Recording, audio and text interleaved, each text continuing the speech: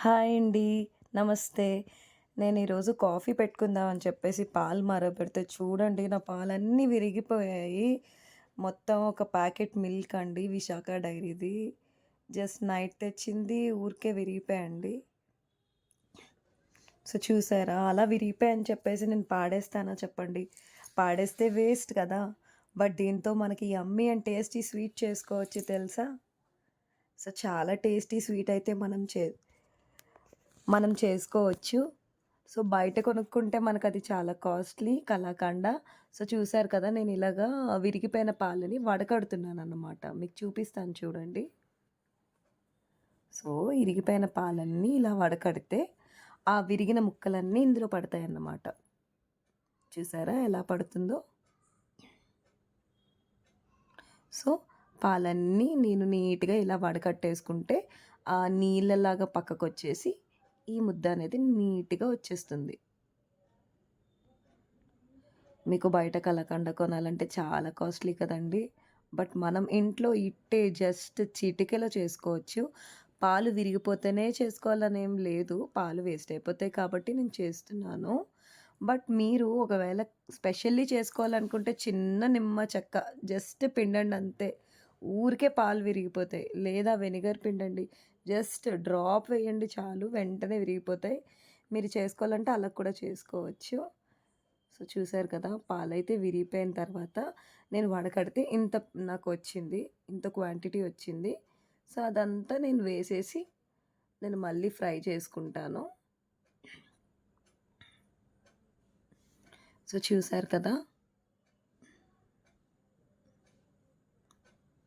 Sorry అండి. వీడియోని edit చేయాలని కదా! అక్కడ చిన్న మిల్క్ అయితే పడింది. సో, ఈ టైంలో నేను ఒక 3 స్పూన్స్ అయితే షుగర్ వేసుకుంటున్నానండి. చూసారు కదా! షుగర్. మనకి ఆయిల్ అది ఏం వేయక్కర్లేదండి.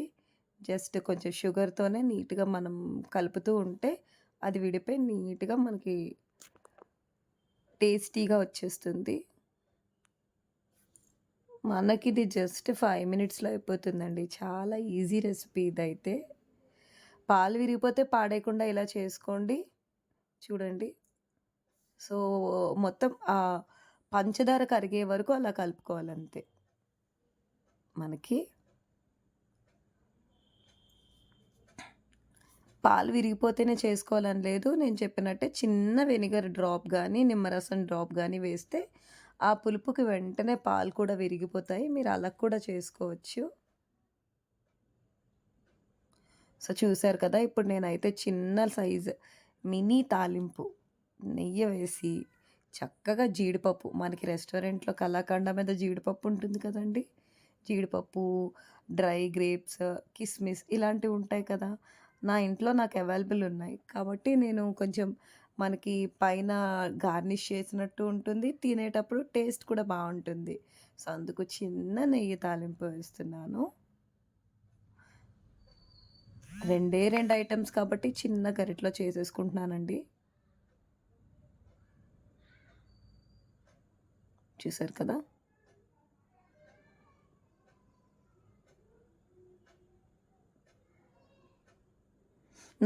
బాగా అలవాటు కాబట్టి నేనిలా చేస్తున్నానండి. మీరైతే మాత్రం ఇలా గరిటెలో మాత్రం చేయొద్దు. హ్యాపీగా నీట్‌గా ఏదైనా చిన్నది తాలింపు పెట్టుకునే పోపులదుంటుంది కదా! సో, దాంట్లో చేసేసుకోండి సరిపోతుంది. ఇలా మాత్రం మీరైతే ట్రై చేయొద్దు. చూసారు కదా! నేనలా చిన్న మంట వచ్చిన వెంటనే ఆపేసుకొని దూరంగా పెట్టుకోగలుగుతున్నాను. అలవాటు లేని వాళ్ళకి అది కష్టమండి. సో, అందుకు కొంచెం చూసుకోండి. సో, చూసారు కదా! నేనైతే తాలింపు తీసేసుకున్నాను. స్టవ్ ఆపేసాను. సో, ఇది నేను సర్వింగ్ చేద్దామని తీసుకుంటున్నానండి. సో, ఫస్ట్ మనం ఇలా ఒక బౌల్‌లో తీసుకొని ఉంచుకోవాలండి. ఫైనల్లీ నీట్‌గా ఒక మౌల్డ్‌లో వేశాను. మౌల్డ్‌లో వేసి నీట్‌గా చేసి దాన్ని ఇలా పెట్టి డెకరేట్ చేసుకున్నానండి. మీరు కూడా తప్పకుండా ట్రై చేయండి. టేస్టీగా ఉంటుంది. మనకి ఇంట్లోనే స్వీట్ తినాలన్నప్పుడు ఈజీ రెసిపీ. మీకు ఎలా వచ్చిందో మీరు కూడా ట్రై చేసి నాకు కామెంట్ సెక్షన్‌లో కామెంట్ చేయండి. Thanks for watching.